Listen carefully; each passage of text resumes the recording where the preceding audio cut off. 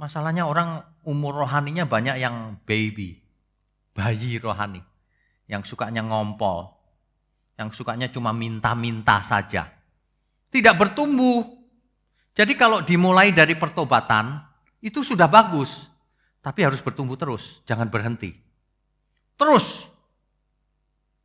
Itu sebabnya Tuhan berkata, kamu harus sempurna. Sebab Bapa di surga sempurna. Kan begitu Bapak Ibu. Tidak banyak loh orang yang mengerti hal ini. Kita itu hidup cuma satu kali. Umur rohaninya jangan nggak bertumbuh. Bertumbuh terus. Amin. Sehingga kita tahu Tuhan menciptakan kita untuk apa? Untuk kemuliaannya. Jangan kita hidup untuk kemuliaan diri sendiri. Tuhan, Engkau ciptakan aku untuk memuliakanmu. Kan begitu mestinya. Amin semua ya. Bapak Ibu, coba kita renungkan baik-baik. Kalau enggak, kita diciptakan Tuhan untuk apa? Ya.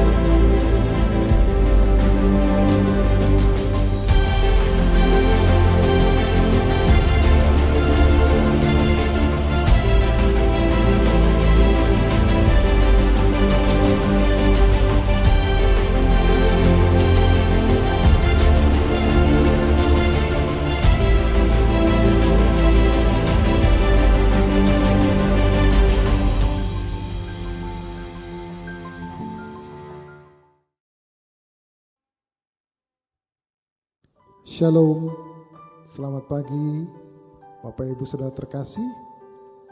Mari kita datang kepada Tuhan, kita merendahkan diri di hadapannya. Kita bersatu di dalam doa. Bapa di sorga, pagi hari ini kami datang di hadapan-Mu. Kami bersyukur dan berterima kasih Tuhan, karena kami telah melewati hari demi hari bersama dengan-Mu. Ajari kami satu hal, yaitu bagaimana kami bisa menyenangkan hati-Mu dalam seluruh hidup kami. Bapa, saat ini kami datang kepadamu Bapa. Layakan dan kuduskan kami Tuhan. Biarlah dengan hati yang tulus kami memuji menyembah-Mu. Terpujilah nama-Mu Tuhan. Haleluya. Amin.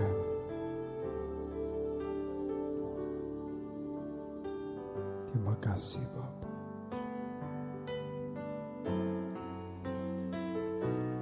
Ku datang Tuhan dalam hadirat-Mu, berhiaskan kekudusan. Seluruh surga sujud menyembah-Mu, ku tersungkur dan berseru. Ku datang Tuhan dalam hadirat-Mu, berhiaskan kekudusan. Seluruh surga sujud menyembah-Mu, ku tersungkur dan berseru. Kudus, kuduslah, kuduslah Tuhan, Allah semesta alam. Kudus, kuduslah, kuduslah Tuhan, surga bumi menyembah-Mu. Kami datang Tuhan, ku datang Tuhan dalam hadirat-Mu, berhiaskan kekudusan. Seluruh surga sujud menyembah-Mu, ku tersungkur dan berseru. Kudus, kuduslah, kuduslah Tuhan, Allah semesta alam. Kudus, kuduslah, kuduslah Tuhan, surga bumi menyembah. Kudus, kudus, kuduslah, kuduslah Tuhan, Allah semesta alam. Kudus, kuduslah, kuduslah Tuhan, surga bumi menyembah-Mu.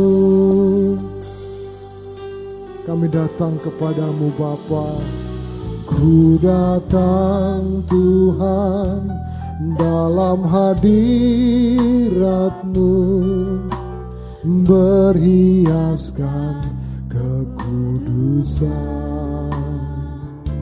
Seluruh surga sujud menyembah-Mu, ku tersungkur dan berseru.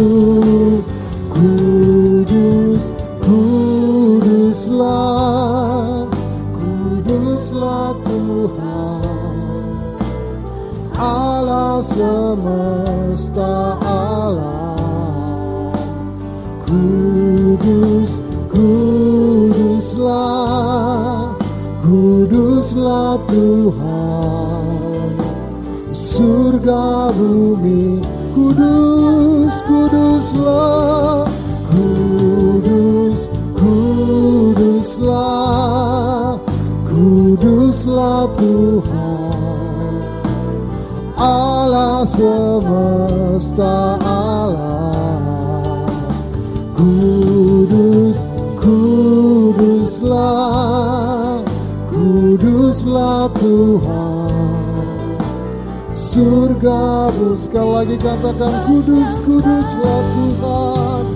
Kudus, kuduslah, kuduslah Tuhan.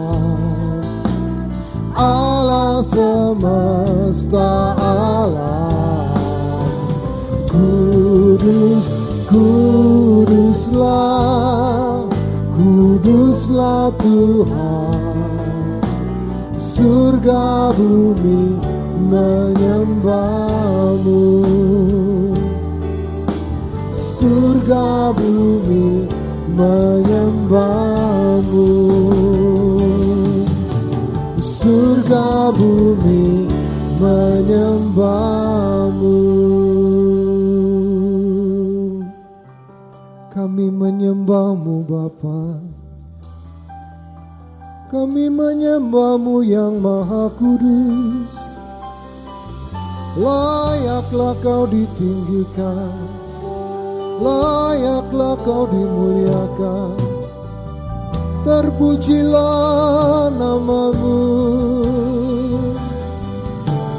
Maha besar, maha mulia,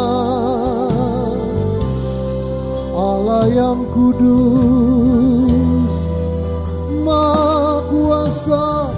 Segala hormat, pujian, pengagungan bagimu, hormat, pujian, syukur.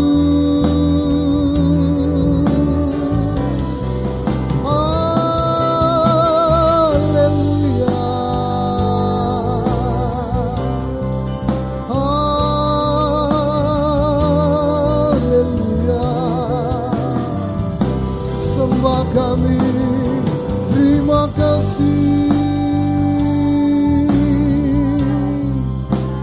Hanya Engkau yang layak dimuliakan.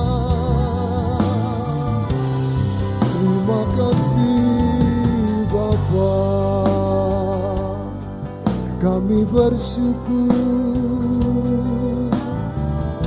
Kami berterima kasih.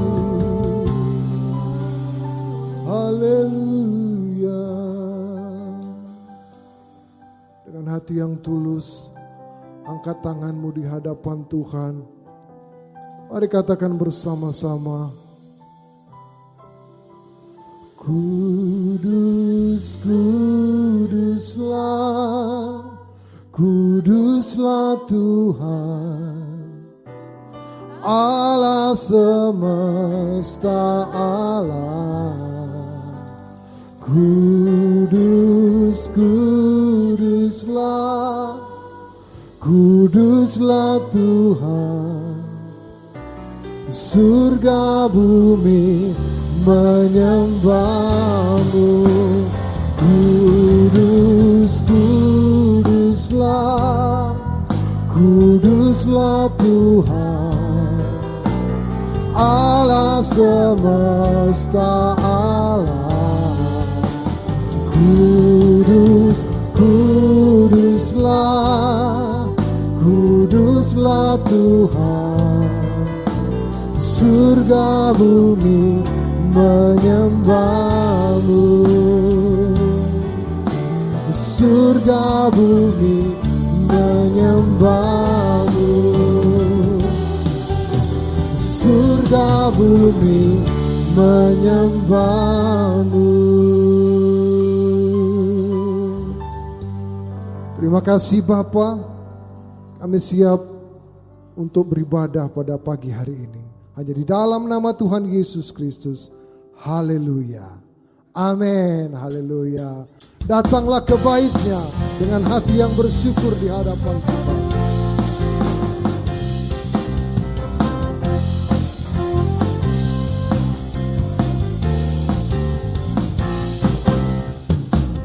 Datanglah ke bait-Nya dengan hati bersyukur, ke dalam pelataran-Nya dengan hati bersuka rasakan dan lihatlah betapa baiknya Tuhan bagi yang berlindung padanya.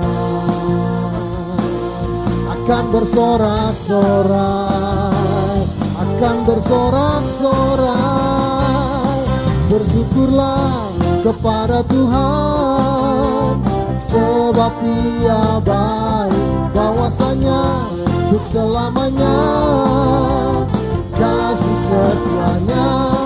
Bersyukurlah kepada Tuhan, sebab Ia baik, bahwasanya untuk selamanya kasih setia-Nya. Datanglah ke bait-Nya dengan hati bersyukur, ke dalam pelataran-Nya dengan hati bersuka rasakan dan lihatlah betapa baiknya Tuhan bagi yang berlindung padanya. Akan bersorak-sorai, akan bersorak-sorai, bersyukurlah kepada Tuhan, sebab Ia baik, bahwasanya untuk selamanya kasih setia-Nya. Bersyukurlah kepada Tuhan, sebab Ia baik, bahwasanya untuk selamanya kasih bersyukurlah, bersyukurlah kepada Tuhan, sebab Ia baik, bahwasanya untuk selamanya kasih setia-Nya. Bersyukurlah kepada Tuhan, sebab Ia baik, bahwasanya untuk selamanya kasih setia-Nya. Kembali kita naikkan pujian dari awal.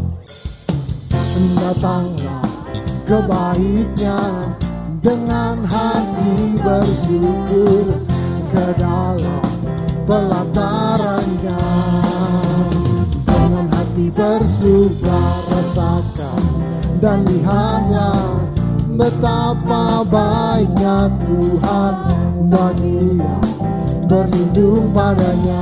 Akan bersorak-sorai, akan bersorak-sorai, akan bersorak-sorai, bersyukurlah kepada Tuhan, sebab Ia baik, bahwasanya untuk selamanya kasih setia-Nya.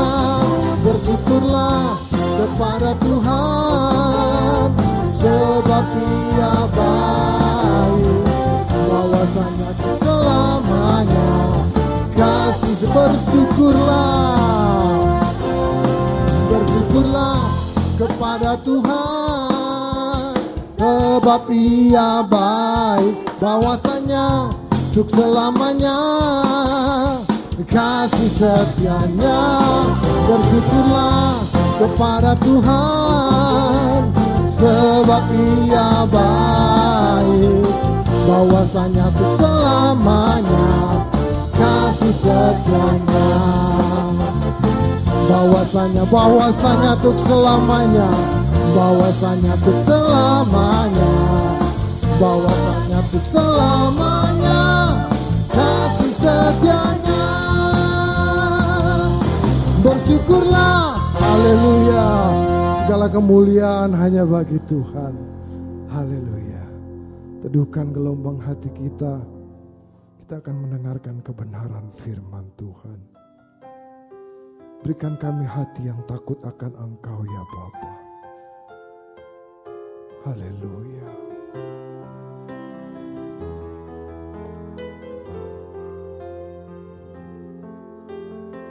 Terima kasih Bapa. Berikan aku hati takut akan Engkau Tuhanku. Perhatikan firman-Mu setiap hari.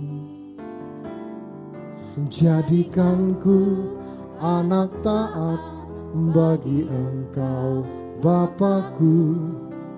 Yesus, ku mau patuhi.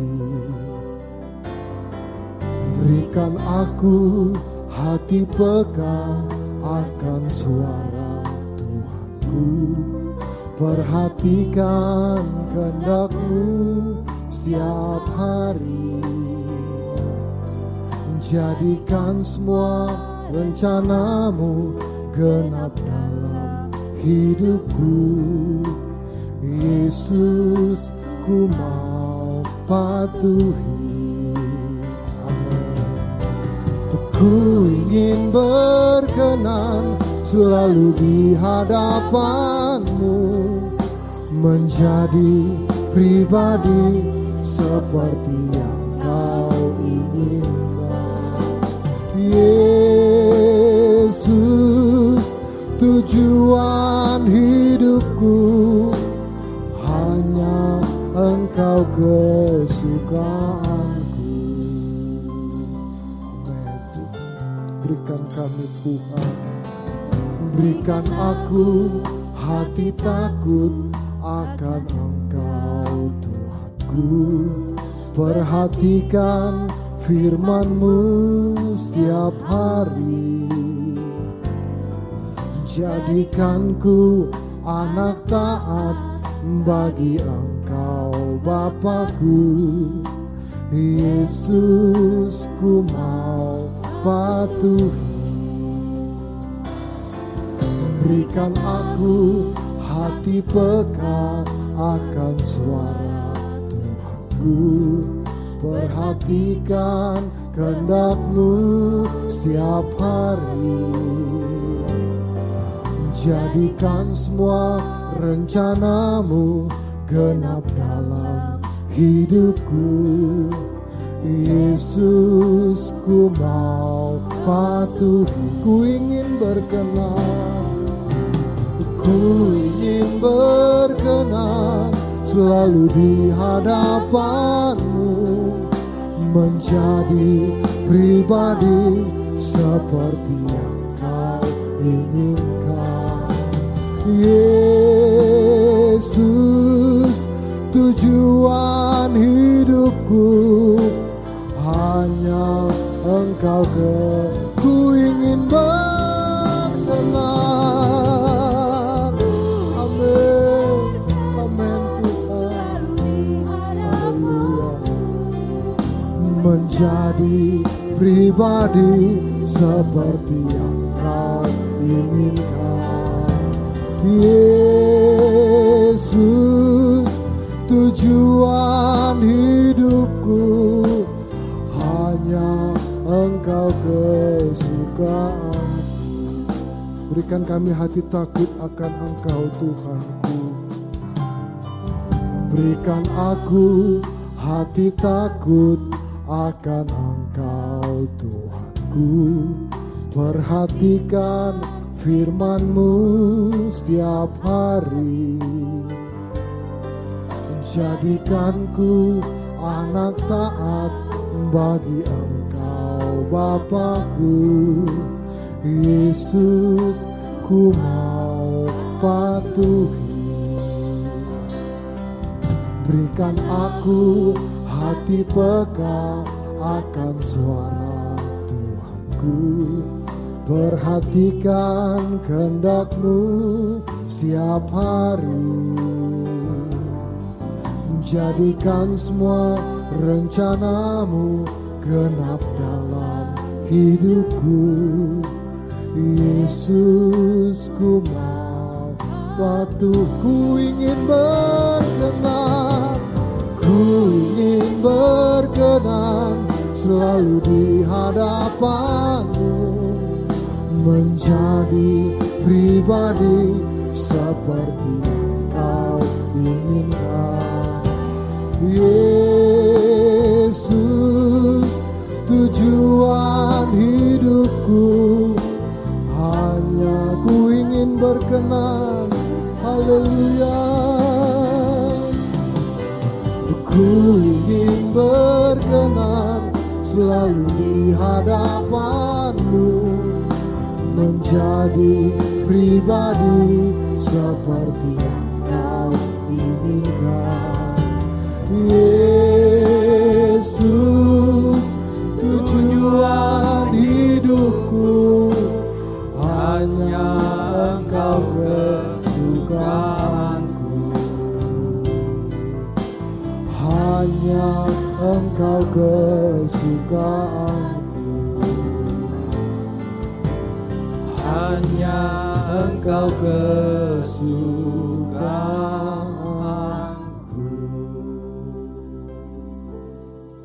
Bapa di surga, mohon berkat-Mu turun pagi ini, sebab hanya itu yang kami butuhkan dalam hidup kami. Berkati setiap kami, agar kami mengerti firman-Mu, sebab Injil adalah kekuatan Allah yang menyelamatkan, agar setiap kami tidak sesat. Berkati gereja-Mu, berkati jemaat-Mu, juga berkati mulut hamba-Mu untuk menyampaikan kebenaran ini. Hanya di dalam nama Tuhan Yesus kami berdoa dan mengucap syukur. Amin. Bapak, Ibu, Saudara sekalian, pada kesempatan ini kita akan membahas satu tema yang klasik sebenarnya, tetapi ini sangat amat penting. Saya beri tema judulnya Ciuman Yudas. Di dalam Injil Sinoptik, yang dimaksud dengan Injil Sinoptik adalah Injil Matius, Markus, dan Lukas. Disebut sinoptik karena isinya mirip-mirip. Dikisahkan bagaimana Yudas mengidentifikasi Yesus dengan cara menciumnya, agar para prajurit menangkapnya. Supaya para prajurit yang bersama Yudas tahu, ini loh gurunya. Dia cium gurunya. Peristiwa ini terjadi di Taman Getsemani, di dekat Yerusalem. Kalau Bapak Ibu ke Israel, ke Taman Getsemani, di seberang sana ada Yerusalem, tembok Yerusalem, kelihatan. Jadi tidak jauh dari Yerusalem. Peristiwa ini terjadi setelah perjamuan terakhir. Padahal Yudas adalah salah satu dari murid Tuhan Yesus yang memegang posisi penting, yaitu sebagai bendahara. Yohanes 12 ayat 6, coba kita periksa ya. Yohanes pasalnya yang ke-12, ayatnya yang ke-6. Hal itu dikatakannya bukan karena ia memperhatikan nasib orang-orang miskin, melainkan karena ia adalah seorang pencuri. Ia sering mengambil uang yang disimpan dalam kas yang dipegangnya. Jadi Yudas adalah seorang bendahara. Ironinya, ia malah menjual gurunya seharga seorang budak, hanya 30 keping perak. 30 keping perak ini adalah harga seorang budak di zaman itu. Jadi agak aneh juga ini Yudas. Ia menjual gurunya bukan dengan harga mahal, dengan harga seorang budak. Motifnya apa jadi ini? Ini misteri sampai hari ini, saudara. Tetapi apa yang dilakukan oleh Yudas jelas menjual gurunya, mengkhianati gurunya sendiri. Karena itulah ini menjadi ironi sepanjang zaman. Udah gitu jualnya sangat murah lagi. Ya, sangat amat murah. Ironinya lagi, Mesias, yaitu Yesus, lahir dari silsilah Yehuda, suku Yehuda. Jadi Mesias lahir dari keturunan Yehuda. Ironinya, yang mengkhianati Yesus adalah namanya Yehuda. Yudas itu adalah nama Yunani, Yehuda itu nama Ibrani. Ironi ya Bapak Ibu. Silsilah lahir dari suku Yehuda. Tetapi yang mengkhianati Yesus juga suku Yehuda. Yaitu Yehuda Iskariot. Yudas Iskariot. Ini benar-benar sangat ironi. Di dunia ini banyak sekali ironi. Orang Kristen yang seharusnya seperti Yesus malah seperti setan hidupnya. Hamba Tuhan yang harusnya menjadi teladan malah jadi sandungan. Orang yang mengaku percaya Tuhan harusnya hidupnya, karakternya melebihi orang dunia. Tapi seringkali terjadi orang yang tidak kenal Tuhan Yesus malah lebih baik. Dunia ini penuh dengan ironi. Ya. Jadi masa gurunya sendiri dijual dengan harga sangat murah. Bapak Ibu, kalau kita belajar dari silsilah Mesias, mengapa Allah memilih Yehuda? Allah memilih Yehuda untuk meneruskan garis keturunan Mesias. Tentu ada sebabnya. Meskipun itu adalah kedaulatan Allah sendiri. Bapak Ibu bisa baca dalam Kejadian pasalnya yang ke-49 ayat 8 sampai 10. Itu adalah kedaulatan Allah. Tetapi juga ada alasannya. Alasannya adalah Ruben, Simeon, dan Lewi berbuat salah. Sehingga hak kesulungan jatuh kepada Yusuf. Dan seterusnya. Yehuda menjadi bapak leluhur dari Raja Daud, Salomo, dan bahkan Yesus sendiri. Ironinya Yudas Iskariot lahir dari suku Yehuda. Ya. Allah memilih Yehuda untuk meneruskan keturunan Mesias. Sekaligus nama itu dipakai oleh Yudas. Hal ini sama dengan Yesus, namanya dalam bahasa Ibrani Yeshua. Tapi dalam bahasa Yunani Yesus. Yudas yang bahasa Yunaninya, bahasa Ibraninya Yehuda, Saudara. Tetapi ingat, tidak semua Yudas berkhianat. Yang berkhianat terhadap Yesus ini adalah Yudas Iskariot. Sayangnya orang Kristen banyak yang sudah stereotip. Pokoknya kalau namanya Yudas itu jelek. Padahal murid Tuhan Yesus yang berikutnya ada yang namanya Yudas juga. Tapi Yudas yang taat, bukan Yudas Iskariot. Ya. Nah, harga 30 keping perak ini harga seorang budak. Bisa dibaca di Keluaran 21 ayat 32. Tentu saja tergantung dari jenis kelamin dan umurnya harganya, tapi sekitar itu. Jadi yang jadi pertanyaan, mengapa ini Yudas menjual gurunya seharga budak? Yehuda Iskariot, Yudas Iskariot. Ya. Gara-gara itu namanya tercatat dalam sejarah sebagai pengkhianat. Saudara, hidup kita tergantung dari kita. Yudas tidak ditentukan oleh Tuhan, tidak ditakdirkan sebagai pengkhianat, tidak. Setiap kita memiliki kehendak bebas. Teologi yang mengajarkan manusia tidak memiliki kehendak bebas, teologi yang salah, jangan didengar. Manusia buktinya memiliki kehendak bebas. Sehingga kalau ia taat atau ia mengasihi Tuhan, itu lahir dari hatinya dengan tulus. Bukan karena diprogram oleh Tuhan, bukan karena ditakdirkan. Ini bukan dalam rangka membanggakan diri perbuatan manusia, bukan. Karena memang kehendak Tuhan seperti itu.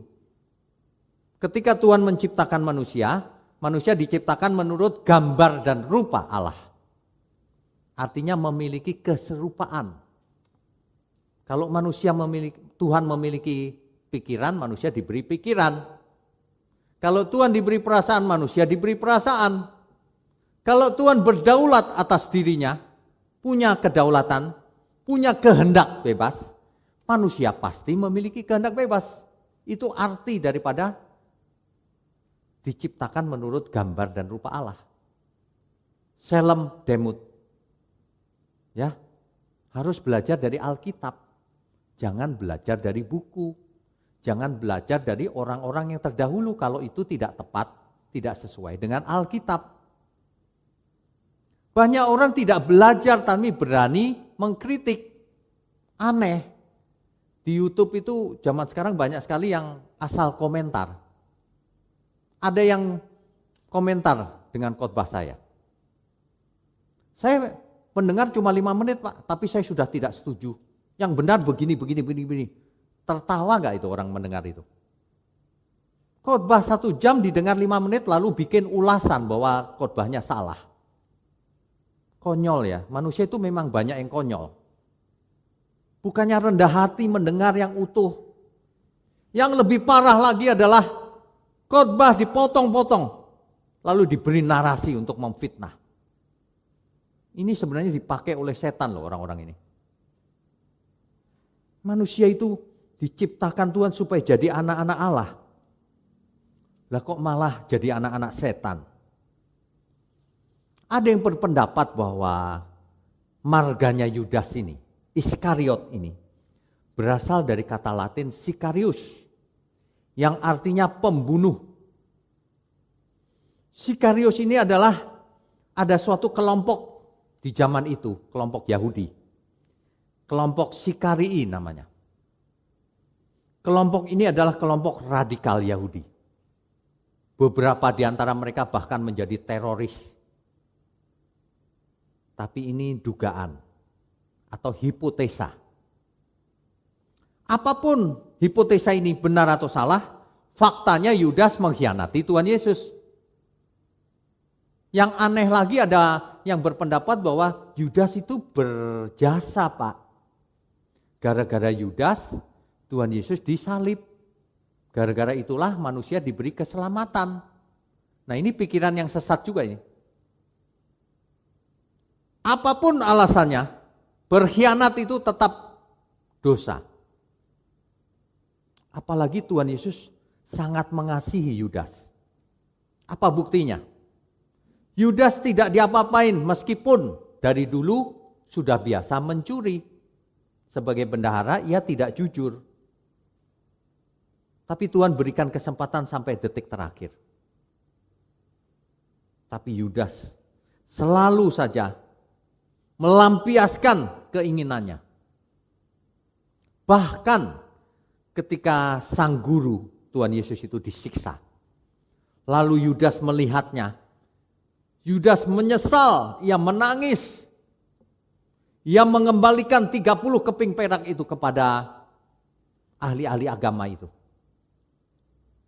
Kepada para kiai Yahudi itu. Tetapi tentu saja mereka tidak mau menerimanya. Karena yang diinginkan mereka adalah membunuh Yesus. Lalu uang itu dibuang. Lalu Yudas menyesal. Tetapi sayang sekali. Kalau menyesal harus bertobat, jangan cuma menyesal.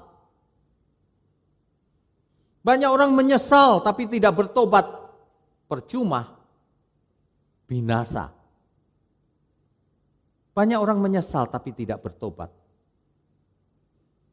Banyak orang menyesal kalau ke gereja nangis-nangis di depan, didoakan. Tapi keluar dari gereja, kelakuannya seperti dahulu, jahat. Saudara, menyesal saja tidak ada gunanya. Menyesal harus dilanjutkan dengan pertobatan. Sebenarnya Yudas memiliki kesempatan untuk bertobat. Ketika ia menyesal, harusnya ia bertobat, minta ampun. Harusnya ia kembali kepada para rasul, minta ampun. Tetapi ia malah gantung diri. Ia malah bunuh diri, saudara. Pasti ia binasa. Seorang pengkhianat yang tidak bertobat pasti binasa. Ya. Marilah kita semua jangan seperti Yudas. Tidak Pak, aku tidak seperti Yudas. Jangan buru-buru bicara. Coba kita periksa diri kita sendiri. Kejadian itu terjadi setelah perjamuan terakhir. Yesus pergi ke Getsemani bersama 11 muridnya untuk berdoa. Tapi Yudas pergi sendirian. Ngapain Yudas? Yudas menemui para ahli agama itu. Sehingga Yudas diberi wewenang untuk menangkap gurunya bersama para tentara. Para tentara itu bersama Yudas ke taman Getsemani. Karena tahu bahwa gurunya ada di sana, berdoa dengan 11 murid, 11 saudaranya. Tapi tentara tidak tahu mana Yesus. Nah, Yudas memberitahu dengan cara mencium gurunya. Waduh, Yudas. Ini kisah ini menyedihkan loh. Yudas ini 3 tahun bersama gurunya, siang malam, tidur pun bersama. Ia melihat Lazarus yang mati bangkit. Ia melihat semua mujizat yang dilakukan Tuhan Yesus. Yang buta melihat, kurang apa lagi saudara? Rupanya manusia melihat banyak mujizat tidak dijamin bahwa ia akan bertobat. Itu sebabnya janganlah kita fokus pada mujizat kalau ke gereja. Bertobatlah Bapak Ibu Saudara sekalian. Sebab pertobatan itu bukan karena mujizat saja. Mujizat seringkali tidak menobatkan seseorang, hanya membuat takut, bertobat sesaat, bukan pertobatan murni. Mujizat tidak bisa mengubah orang, hanya menyembuhkan sesaat.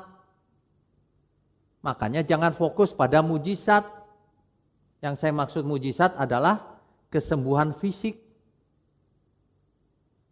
Jangan. Makanya gereja-gereja jangan mengajarkan mujizat terus dari dulu sampai sekarang. Ajarkanlah yang utama. Mengajar mujizat boleh? Boleh. Tapi itu bukan yang utama. Jangan yang utama malah diabaikan. Bangsa Israel 1 generasi mati semua. Padahal sudah mengalami mujizat. Kecuali Kaleb dan Yosua. Ya, bertobatlah. Bapak Ibu jangan ke gereja itu carinya mujizat terus. Ditolak Tuhan nanti. Bukan cari Tuhan, cari mujizatnya. Ya. Oke, yang menjadi masalah itu apa sih motifnya Yudas mengkhianati gurunya? Ini sulit loh. Coba kita baca ya. Matius 26. Matius pasal 26. Ayat 14 sampai 16. Kemudian pergilah seorang dari ke-12 murid itu yang bernama Yudas Iskariot kepada imam-imam kepala. Ia berkata, apa yang hendak kamu berikan kepadaku supaya aku menyerahkan dia kepada kamu? Mereka membayar 30 uang perak kepadanya. Ingat 30 keping perak itu harga seorang budak. Dan mulai saat itu ia mencari kesempatan yang baik untuk menyerahkan Yesus. Jadi Yudas ini motifnya itu murahan. Menjual hanya dengan uang yang harganya sangat murah. Ayat 47 sampai 50. Waktu Yesus masih berbicara, datanglah Yudas, salah seorang dari ke-12 murid itu, dan bersama-sama dia serombongan besar orang yang membawa pedang dan pentung, disuruh oleh imam-imam kepala dan tua-tua bangsa Yahudi. Orang yang menyerahkan dia telah memberitahukan tanda ini kepada mereka. Orang yang akan kucium itulah dia, tangkaplah dia. Dan segera ia maju mendapatkan Yesus dan berkata, "Salam Rabi," lalu mencium dia. Yudas kelakuannya santun loh. Ia ketemu gurunya, "Salam Rabi." Yudas cium gurunya. Ini lebih bengis dari manusia biasa. Orang biasa kalau nggak suka ya tunjukkan ketidaksukaannya. Fair. Tapi Yudas sopan lihat gurunya. Dia cium gurunya. "Salam Rabi." Waduh, ini artinya kejahatan tingkat tinggi. Kalau orang mencuri ayam, jahat dan sebagainya hanya karena cari makan, saudara, motifnya masih bisa dimaafkan. Tapi kalau berlagak baik, ia cium gurunya, "Salam Rabi," padahal ia mau bunuh gurunya. Ia tahu loh, prajurit-prajurit ini akan membunuh, menangkap untuk dibunuh gurunya. Malah ia cium gurunya. Ciuman maut Yudas. Sebenarnya Yudas yang membunuh. Yohanes 12 ayat 4 sampai 6. Yohanes 12 ayat 4 sampai 6. Rupanya Yudas dari dulu sudah tidak jujur, mencuri. Ini catatan masa lalunya. Tetapi Yudas Iskariot, seorang dari murid-murid Yesus yang akan segera menyerahkan dia, berkata, "Mengapa minyak narwastu ini tidak dijual 300 dinar dan uangnya diberikan kepada orang-orang miskin?" Yudas seolah-olah baik. Hal itu dikatakannya bukan karena ia memperhatikan nasib orang-orang miskin, bukan. Melainkan karena ia adalah seorang pencuri. Ia sering mengambil uang yang disimpan dalam kas yang dipegangnya. Apa respon Tuhan Yesus? Maka kata Yesus, "Biarkanlah dia melakukan hal ini, mengingat hari penguburanku." Ini peristiwa, ini tercatat dalam Injil, saudara. Pengkhianatan Yudas. Apa motifnya Yudas ikut Tuhan Yesus? Kira-kira apa? Kan terlihat dari masa lalunya, catatannya. Uang, saudara. Dijadikan bendahara saja, dia mencuri. Uang. Ia melihat mujizat, tetap tidak mempan. Ia lebih cinta uang. Bahkan gurunya dijual. Ya, ini motif yang tercatat di Alkitab. Sekarang begini, itu sudah lama berlalu. Lalu bagaimana dengan kita? Ini yang lebih penting, saudara.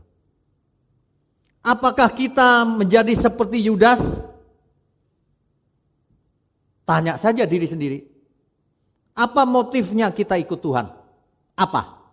Coba dijawab masing-masing kita. Aku mau ikut Tuhan. Apa motifnya? Aku mau ke gereja. Apa motifnya? Sebagian saudara ke gereja hanya cari mujizat, bukan? Pernahkah saudara berpikir kita mau persembahkan diri kita kepada Tuhan? Ke gereja malah kasih perpuluhan diminta balik. Ajaran macam apa itu? Kalau kasih perpuluhan gak usah diminta balik, itu persembahan. Kita tidak anti persepuluhan. Kita justru mengajarkan segenap hidup kita adalah milik Tuhan. Persembahkan. Itu saja tidak bisa lunas. Mari kita belajar, saudara. Jangan kita asal-asalan ikut Tuhan. Mari kita mulai dari nol. Tanya pada diri sendiri, apa motif kita datang kepada Tuhan? Coba dipikir dengan hati yang jujur. Apa? Apakah kita ke gereja hanya cari untung? Menipu ke kiri, menipu ke kanan? Cari mujizat, kesembuhan jasmani? Apa? Ini perlu kita persoalkan, saudara. Sebab kalau motif yang salah, datang ke gereja, datang kepada Tuhan, semuanya sia-sia. Sama seperti Yudas. Jadi murid Tuhan malah mencuri. Akhirnya menjual gurunya. Ia tidak memikirkan kepentingan gurunya. Ia hanya mementingkan keuntungan dirinya. Saudara, mari kita introspeksi diri. Jangan kita merasa sudah memuaskan Tuhan. Jangan gampang merasa puas. Kita harus melihat selama ini apa yang kita lakukan untuk Tuhan. Kalau tidak ada yang kita lakukan, tidak ada yang kita persembahkan untuk Tuhan, itu sebenarnya berkhianat loh sama Tuhan. Sebab Tuhan sudah mempersembahkan hidupnya di kayu salib. Padahal ia tidak bersalah. Saudara, mungkin saudara tidak berpikiran bahwa saudara berkhianat terhadap Tuhan, mengkhianati Tuhan. Tetapi saya mau ingatkan, menurut catatan Alkitab, orang yang tidak mengasihi Tuhan, dia terkutuk. Mengapa? Dianggap berkhianat terhadap Tuhan, dianggap tidak taat. Ya, apa yang kita lakukan untuk Tuhan? Sebab jangan merasa sudah selamat. Jangan termakan dengan teologi kalau sudah Kristen sudah selamat. Kalau sudah dibaptis sudah selamat. Salah itu. Selamat itu kalau Tuhan berkenan atas hidup kita. Kalau kita memiliki iman. Iman yang hidup bukan iman yang mati. Apa itu iman yang hidup? Kalau iman itu terlihat dalam bagaimana kita hidup. Dalam setiap perbuatan kita. Dalam setiap karakter kita yang muncul ke permukaan. Dalam setiap apa yang kita lakukan, yang kita bicarakan. Yang kita lakukan terhadap sesama kita. Kalau di gereja itu kepada gembala kita, kepada sesama pelayan, kepada jemaat. Kalau di rumah terhadap keluarga kita, terhadap tetangga, terhadap teman-teman, bahkan terhadap orang-orang yang tidak kita kenal sekalipun. Kalau mereka memerlukan pertolongan harus kita tolong. Selama ini banyak sekali orang yang sikap hatinya salah. Kalau ada orang susah dia senang. Kalau ada orang senang dia iri. Kalau ada orang sukses dia iri. Kalau ada orang gagal dia senang. Hanya memikirkan diri sendiri. Yang penting aku enjoy. Kaya, berkuasa. Yang lain bodoh amat. Orang-orang seperti inilah yang kalau ke gereja cari untung. Ini sebenarnya berkhianat loh sama Tuhan. Ya. Coba jujur, apa yang kita lakukan terhadap pekerjaan Tuhan? Coba. Apakah kita mendukung pekerjaan Tuhan? Ataukah kita mau menghancurkan pekerjaan Tuhan? Tanya diri sendiri. Kalau orang mendukung pekerjaan Tuhan, dari hal kecil pun dia akan mendukung. Kalau saudara mendengar khotbah ini, saudara anggap ini benar, saudara pasti rajin memforward ke sana kemari. Kenapa? Karena kita terbeban. Ada banyak jiwa yang memerlukan makanan yang sehat. Makanan jiwa. Yaitu firman kebenaran. Sebab ada banyak firman yang dikhotbahkan itu salah. Saudara kalau memang benar mengasihi Tuhan, bagikan kebenaran kemanapun saudara pergi. Jadilah berkat kemanapun saudara pergi. Saudara tolong dibayangkan ya, Tuhan Yesus yang tidak bersalah apa-apa. Ia rela mati untuk kita. Jangan menjadi Yudas-Yudas, saudara. Memang saudara tidak menjual Yesus secara langsung dengan terus terima uang. Tidak. Tapi dengan cara menyalibkan Tuhan Yesus yang kedua kali. Itu sama saudara dengan Yudas. Memangnya ada Pak menyalibkan 2 kali? Makanya belajar baca Alkitab. Ya. Ibrani pasal 6 ayat 4 sampai 6. Ibrani pasalnya yang ke-6 ayat 4 sampai 6. Ini ada satu kasus yang mengerikan, saudara. Mari kita baca. Sebab mereka yang pernah diterangi hatinya, yang pernah mengecap karunia surgawi, dan yang pernah mendapat bagian dalam Roh Kudus. Siapa itu mereka? Ya orang Kristen. Siapa yang pernah mengecap karunia surgawi dan mendapat bagian dalam Roh Kudus? Ya kita semua, orang percaya. Jangan-jangan pendeta ini. Tapi apa yang terjadi? Ayat 5. Dan yang mengecap firman yang baik dari Allah, tuh mengecap firman loh padahal. Dan karunia-karunia dunia yang akan datang. Ini pasti orang percaya. Ayat 6-nya. Namun yang murtad lagi, rupanya orang yang mengenal kebenaran bahkan berkhotbah bisa murtad lagi, saudara, menurut Alkitab. Jadi kalau ada teologi yang mengatakan anugerah Tuhan tidak bisa ditolak, salah itu. Gak baca Alkitab orang itu. Ini buktinya. Bisa murtad lagi ternyata. Tidak mungkin dibaharui sekali lagi sedemikian hingga mereka bertobat. Lah kalau orang sudah pernah mendengar Injil yang benar, sudah mengerti, bahkan sudah menjadi pengkhotbah, sudah menjadi pendeta, tapi kalau murtad lagi, tidak bisa lagi bertobat. Itu sama dengan Fir'aun yang dikeraskan hatinya. Sebab mereka menyalibkan lagi anak Allah bagi diri mereka dan menghinanya di muka umum. Dengan cara itu mereka mau menyalibkan Tuhan Yesus kembali. Dan menghinanya di muka umum. Coba bayangkan kalau kita murtad lagi, jahat gitu.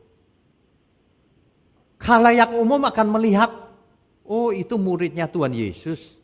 Apalagi kalau kita pendeta, oh itu pendeta seperti itu. Waduh, gak ada saudara yang mau bertobat lagi, tersandung. Jangankan orang di luar Kristen.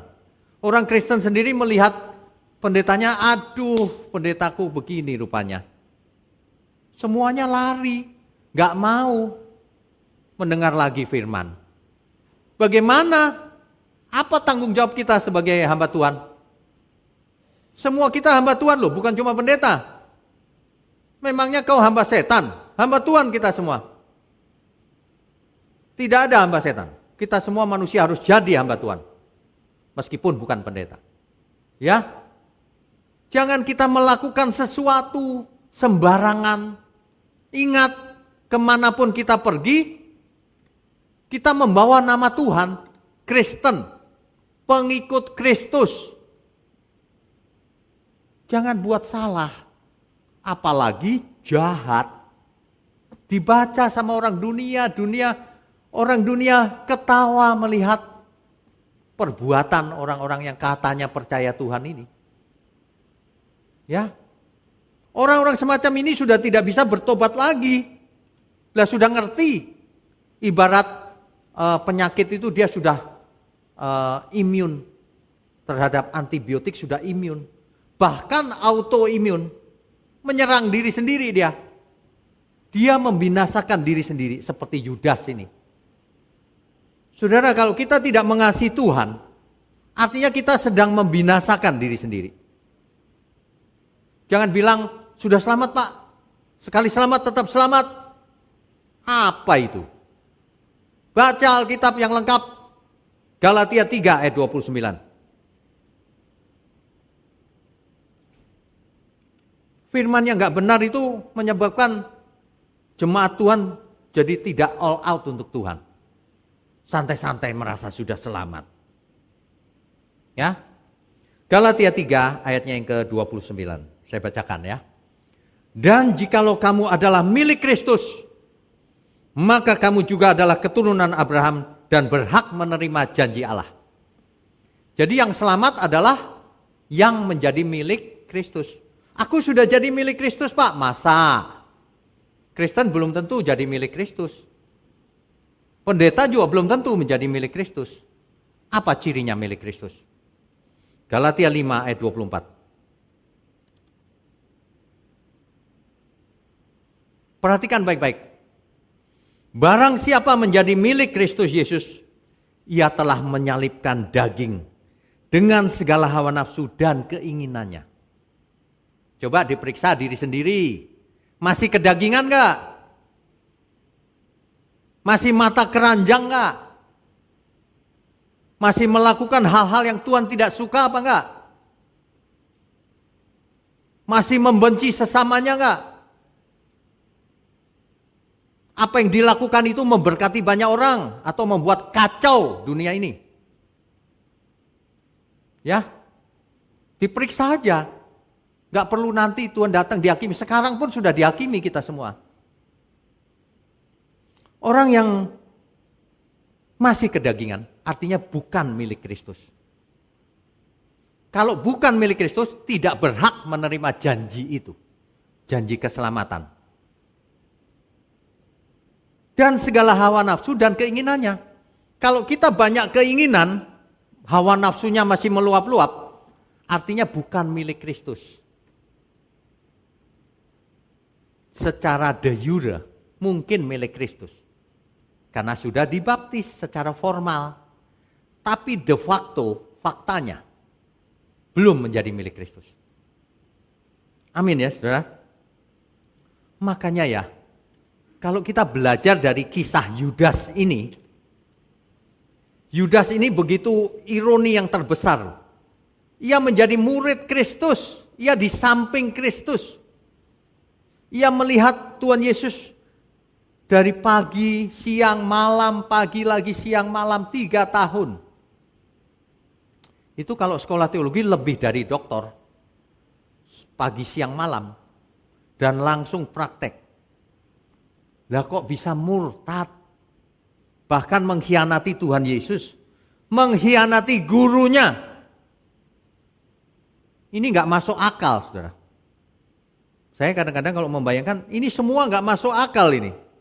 Bagaimana mungkin gurunya yang tidak bercacat, tidak bercela? Si Yudas tega menjual gurunya kepada imam-imam kepala untuk dibunuh loh. Gak masuk akal bukan? Apa yang membuat Yudas sakit hati kepada gurunya? Coba apa? Gak ada bukan? Tapi akhirnya Yudas kerasukan setan. Manusia kalau gak benar memang lama-lama kerasukan setan memang. Dan apa yang dibicarakannya itu gak masuk akal Yudas ini. Sama dengan kita semua. Kalau kita jahat, percuma jadi hamba Tuhan. Setan masuk kerasukan. Tapi merasa benar. Benar di hadapan siapa? Di hadapan diri sendiri. Tanya ke orang lain aja, kelihatan kita tidak benar. Tapi ya yang paling memilukan hati itu bagaimana perasaan Tuhan Yesus ya dikhianati ya. Tuhan melihat Yudas, aduh Yudas, kamu binasa Yudas. Padahal Tuhan tidak menginginkan seorang pun binasa loh. Tuhan tidak menginginkan seorang pun binasa. Ya, mestinya ya kita semua ini ya, kita ini sangat beruntung loh menjadi murid Tuhan Yesus. Tapi jangan jadi Yudas. Jangan murtad. Ikuti saja. Jangan iri, jangan sombong. Iri hati dan kesombongan itu menyebabkan kebinasaan itu nanti. Coba kita bayangkan Tuhan Yesus ya. Ketika itu Tuhan berjalan di jalan terjal berdebu.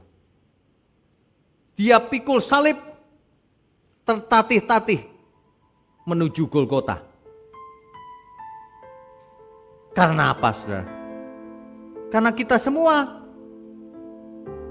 sesungguhnya sengsara Tuhan di kayu salib karena salah kita, bukan? Kalau kita menyadari hal itu, ngeri, saudara. Ngeri. Tuhan, ngeri. Kita tidak berani berbuat salah. Lebih baik aku tidak jadi apa-apa, Tuhan, daripada jadi Yudas. Amin ya.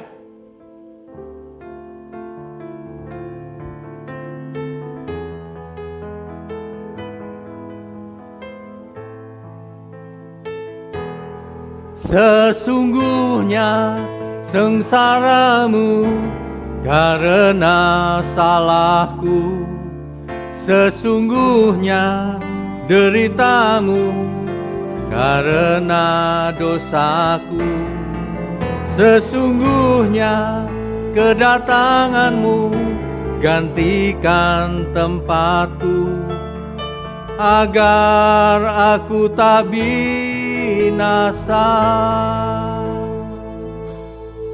Saudara, coba kita hayati benar-benar bagaimana Tuhan Yesus berkorban untuk kita. Pasti kita tidak berani buat salah. Banyak orang fokusnya diri sendiri, makanya berani berbuat jahat terhadap sesama. Itu sama dengan berbuat jahat terhadap Tuhan Yesus. Sebab Alkitab berkata, barang siapa tidak mengampuni sesamanya, ia tidak diampuni oleh Bapa di surga. Bertobat, saudara. Siapapun yang lagi sakit hati, bertobat, ampuni musuhmu. Kalau tidak, kau tidak diampuni oleh Bapamu di surga. Amin ya. Di jalan terjal berdebu, tertatih-tatih langkahmu, anak manusia, pikul salibnya. Tak sepatah pun keluhmu, walaupun nyeri lukamu, Tuhanku Yesus, Juru Selamatku. Sesungguhnya sengsaramu karena salahku, sesungguhnya deritamu karena dosaku, sesungguhnya kedatanganmu gantikan tempatku, agar aku tak binasa. Sesungguhnya sengsaramu karena salahku, sesungguhnya deritamu karena dosaku, sesungguhnya kedatanganmu gantikan tempatku, agar aku tak binasa. Saudara, banyak orang kalau melihat film The Passion menangis, saudara. Saya juga menangis. Setiap kali saya lihat film itu, saya nangis. Tapi ingat, saudara, jangan cuma menangis sesaat. Mari kita menangis sepanjang umur hidup kita, agar kita takut berbuat dosa, agar kita tidak menjadi Yudas. Jangan kita merasa ada di pihak kebenaran, tapi sebenarnya kita menghina Tuhan Yesus, menyerang pekerjaannya sendiri, mensabotase firman Tuhan dengan mengajarkan firman yang salah, dengan menggiring jemaat ke tempat yang salah, dengan memanipulasi orang supaya memberi uang banyak tanpa diajar kebenaran. tanpa diajar memberikan seluruh hidupnya untuk Tuhan Yesus. Bapak Ibu sekalian, mari siapkan hati, pikiran, dan seluruh keberadaan kita. Sebentar kita akan mengadakan perjamuan kudus. Bapak Ibu boleh siapkan roti dan anggur. Jika tidak ada roti, boleh pakai roti tawar ya, maksud saya. Jika tidak ada anggur, silakan pakai teh boleh. Bahkan air putih juga boleh. Mari kita siapkan Bapak Ibu. Sebentar kita akan mengadakan perjamuan kudus. Mari kita siapkan hati, mari kita berdoa. Masing-masing kita.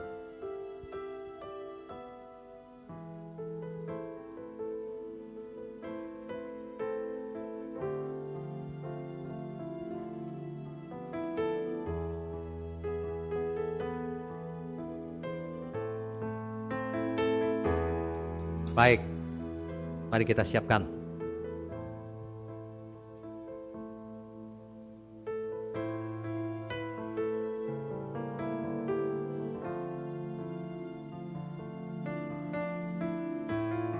Bapak Ibu, saya beri kesempatan untuk menyiapkan diri. Mari silakan.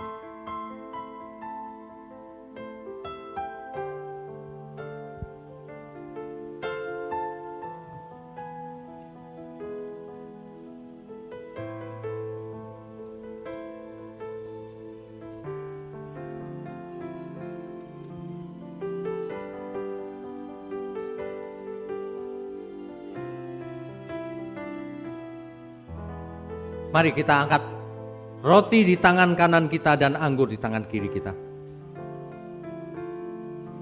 Mari kita berdoa. Bapa di surga, kami mengucap syukur kalau kami masih punya kesempatan untuk melakukan perjamuan kudus, untuk melakukan perintah-Mu Tuhan. 2000 tahun yang lalu, Tuhan lakukan perjamuan kudus bersama para murid. Dan Tuhan perintahkan kami untuk melakukannya juga.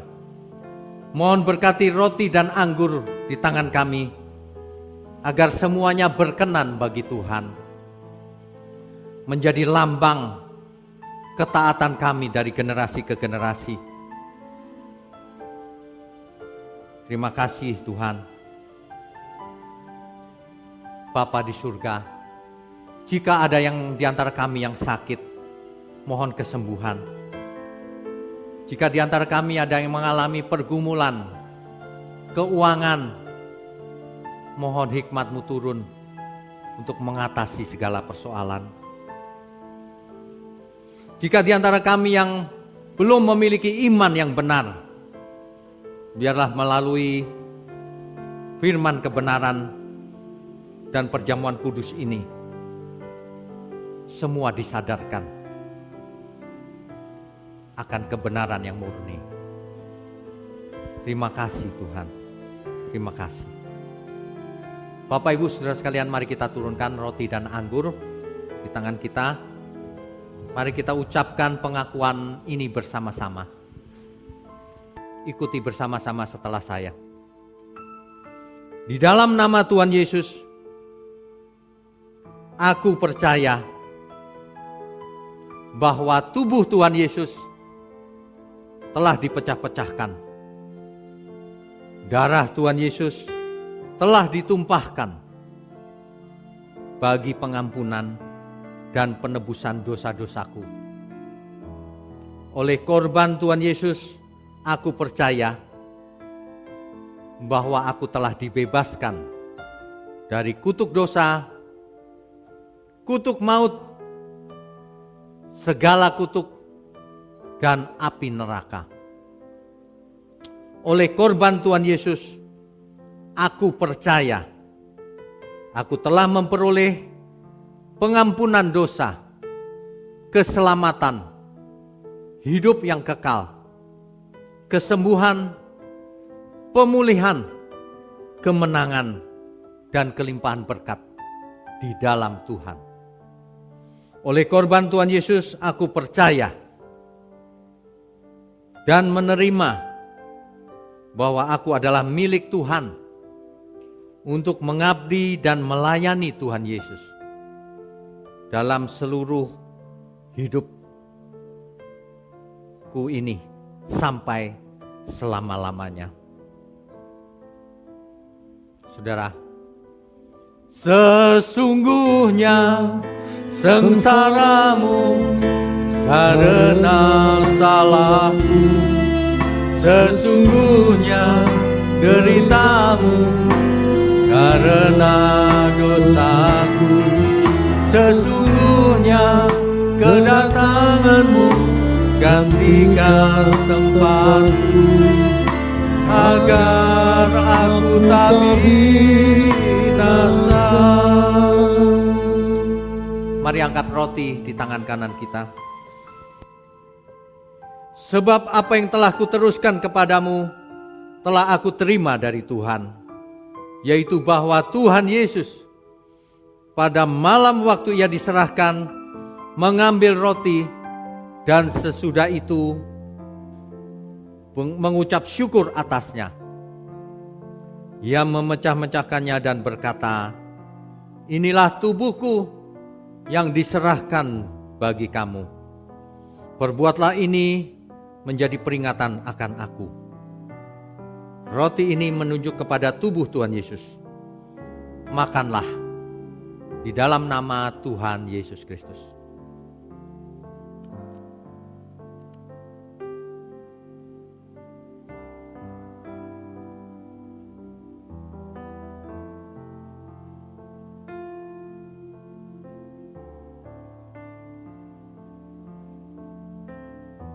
Mari kita angkat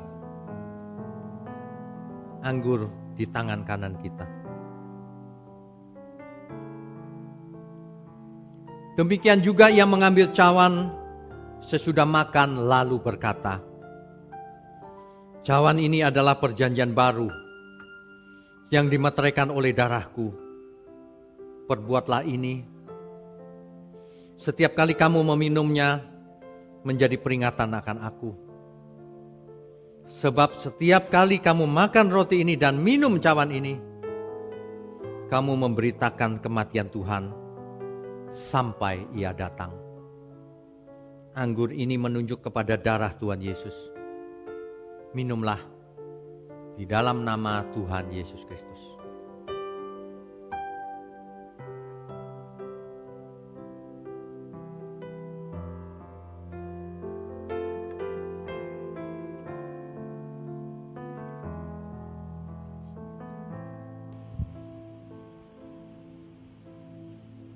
Baik saudara, mari kita ingat sekali lagi penderitaan Tuhan.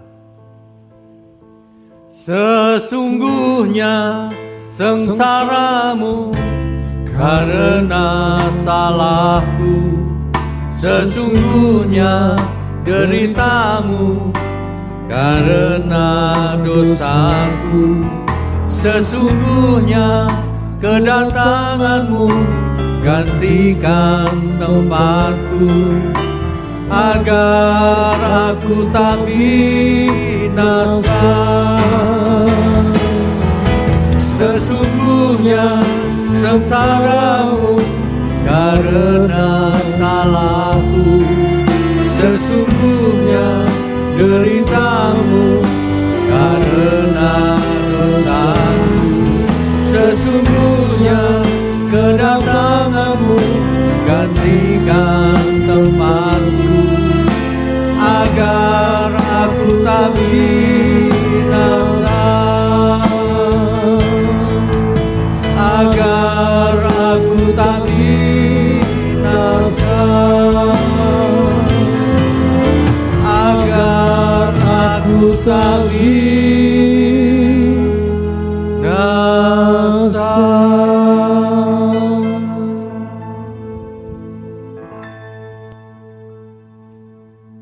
Bapak Ibu sekalian, jemaat Tuhan dimanapun berada,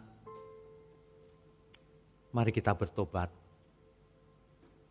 Mari kita matikan diri kita sendiri dari segala kedagingan dan manusia lama kita. Ya, Karena waktunya mungkin tidak lama lagi Tuhan segera datang. Bapak Ibu sekalian, dukung pekerjaan Tuhan. Bagi yang diberkati, dan jangan sungkan-sungkan untuk datang ke gereja minta bantuan untuk yang memerlukan bantuan. Tentu saja yang di luar kota sebaiknya ke gereja lokal supaya dekat dilayani, ya. Kecuali kalau gereja lokal juga tidak mau bantu, bisa menghubungi kita. Mari kita tundukkan kepala. Bapa di surga, terima kasih kalau kami diingatkan Tuhan bahwa dulu ada satu murid Tuhan, Yudas, yang menjadi pengkhianat, yang menjadi jahat dan akhirnya kerasukan setan. Hal ini mengingatkan kami semua agar kami tidak pernah berkhianat terhadap Tuhan. Agar seluruh hidup kami mendukung pekerjaan Tuhan. Hidup kudus, tak bercacat, tak bercelah. Menjunjung tinggi nama Tuhan kemanapun kami pergi. Sehingga menjadi berkat sampai ke ujung bumi. Berkati gerejamu di tempat ini, juga jemaatmu, semua kami Tuhan. Berkati kami dengan berkat jasmani, berkat rohani. Sehat, umur panjang untuk kemuliaan Tuhan. Terima kasih Bapa.